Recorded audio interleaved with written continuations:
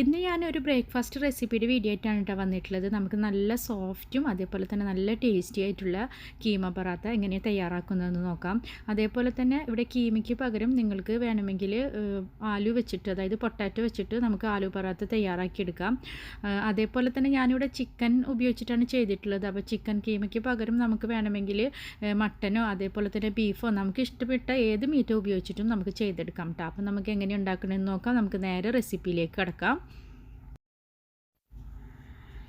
നിങ്ങൾക്ക് എത്ര കപ്പ് അളവിലാണ് ഗോതമ്പ് പൊടി ആവശ്യമുള്ളത് ആ പൊടി നിങ്ങൾ ആദ്യമേ തയ്യാറാക്കി വെക്കുക. അപ്പോൾ ഞാനിവിടെ 2.5 കപ്പ് അളവിലുള്ള പൊടിയാണ് എടുത്തിട്ടുള്ളത്. ഇനി നമുക്ക് ഇതിലേക്ക് വേണ്ട വെള്ളം ഒന്ന് ചൂടാക്കി എടുക്കണം. അപ്പോൾ 2.5 കപ്പ് പൊടിയിലേക്ക് ഏകദേശം നമുക്ക് 1 കപ്പ് വെള്ളത്തോളം ആവശ്യമായിട്ട് വരുള്ളൂ. അപ്പോൾ നമ്മൾ ഏത് പൊടിയാണ് എടുക്കുന്നത് അതിനനുസരിച്ച് വെള്ളത്തിൻ്റെ അളവ് ചിലപ്പോൾ ചെറുതായിട്ടൊന്ന് വ്യത്യാസം വരും. എന്നാലും ഒരുപാട് വ്യത്യാസം വരുമൊന്നുമില്ല. 1 കപ്പ് മുതൽ 1.25 കപ്പ് വരെ വെള്ളം ആവശ്യമുണ്ടാവുള്ളൂ നമ്മൾ ഈ 2.5 കപ്പ് പൊടിക്ക്. അപ്പോൾ ഞാനിപ്പോൾ ഇവിടെ 1 കപ്പ് വെള്ളം ഇതേപോലെ ഒരു പാനിൽ ഒഴിച്ചിട്ട് ചൂടാക്കാൻ വെച്ചിട്ടുണ്ട്. അതിലേക്ക് ആവശ്യത്തിന് ഉപ്പും അതേപോലെ തന്നെ 1 ടേബിൾ സ്പൂൺ നെയ്യും കൂടി ഒഴിച്ചു കൊടുത്തിട്ടുണ്ട് കേട്ടോ. ഇനി വെള്ളം തിളയ്ക്കണ്ട, വെറുതെ ഒന്ന് ചൂടായാൽ വെള്ളം ഒന്ന് ചൂടായി കഴിഞ്ഞാൽ നമുക്ക് സ്റ്റവ് ഓഫ് ചെയ്യാം. സ്റ്റവ് ഓഫ് ചെയ്തിട്ട് നമുക്ക് പൊടിയിലേക്ക് അല്പാൽപ്പായിട്ട് ഒഴിച്ചു കൊടുക്കണം. അപ്പോൾ അല്പാൽപ്പായിട്ട് ഒഴിച്ചു കൊടുക്കുന്നത് ഒരുമിച്ച് ഒഴിച്ചിട്ടിട്ട് കുഴക്കിനേക്കാളും നല്ലത് കുറേശ്ശായിട്ട് ഒഴിച്ചു കൊടുക്കുന്നതാണ്. അപ്പോൾ ഈ 1 കപ്പ് വെള്ളം എന്തായാലും ഈ 2.5 കപ്പ് പൊടിയിലേക്ക് ആവശ്യമായിട്ട് വരും കേട്ടോ. പക്ഷേ ഇവിടെ മുഴുവനായിട്ട് ഒഴിച്ചു കൊടുക്കാണ്ട് കുറേശ്ശായിട്ട് ഒഴിച്ചു കൊടുത്തിട്ട് പൊടി നല്ലപോലെ ഞാനിവിടെ കുഴച്ചെടുക്കുകയാണ് ചെയ്യുന്നത്. അപ്പോൾ ഉപ്പും നെയ്യൊക്കെ നമ്മൾ ഈ വെള്ളത്തിൽ ചേർത്തത് കൊണ്ട് ഇനി വേറെ സെപ്പറേറ്റ് ഉപ്പും നെയ്യൊന്നും ഞാനിപ്പോൾ ഈ പൊടിയിലേക്ക് ചേർക്കുന്നില്ല കേട്ടോ. അതൊക്കെ നമ്മൾ വെള്ളത്തിൽ ചേർത്തിട്ടുണ്ട്. ഇനി നമ്മൾ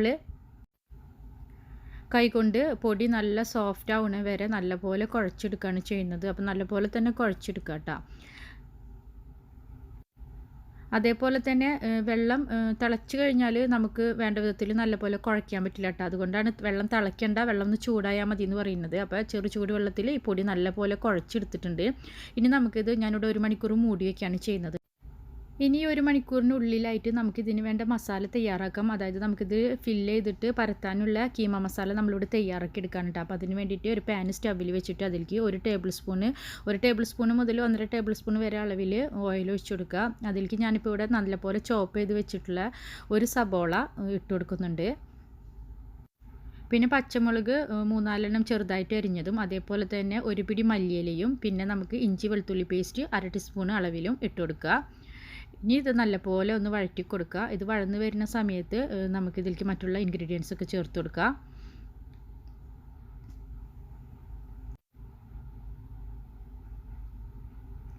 ഇനി നമുക്ക് ഇത് സബോളയുടെ പച്ചമണമൊക്കെ മാറി ആ സമയത്ത് ഇതിലേക്ക് 1/2 ടീസ്പൂൺ അളവിൽ മുളക് പൊടിയും അതേപോലെ തന്നെ 1/2 ടീസ്പൂൺ അളവിൽ മീറ്റ് മസാല പൗഡറും അതേപോലെ തന്നെ മല്ലിപ്പൊടി 1/2 ടീസ്പൂൺ അളവിൽ തന്നെ എടുത്തിട്ടുണ്ട്.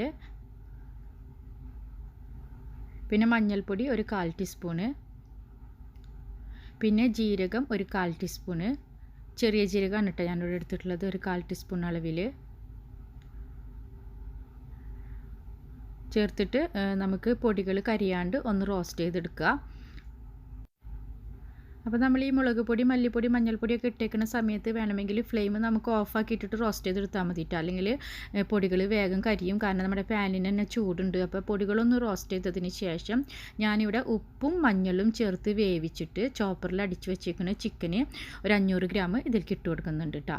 അപ്പോൾ ഇത് ഉപ്പും മഞ്ഞളും ചേർത്ത് അടിച്ചിട്ടുള്ളതായത് കൊണ്ട് ഞാനിപ്പോൾ ഇവിടെ സബോള വഴറ്റാൻ നേരത്ത് ഉപ്പിട്ട് കൊടുത്തിട്ടില്ല. ഈ ചിക്കനിൽ ആവശ്യത്തിന് ഉപ്പുള്ളത് കൊണ്ടാണ് കേട്ടോ ഞാൻ ഇട്ട് കൊടുക്കാത്തത്.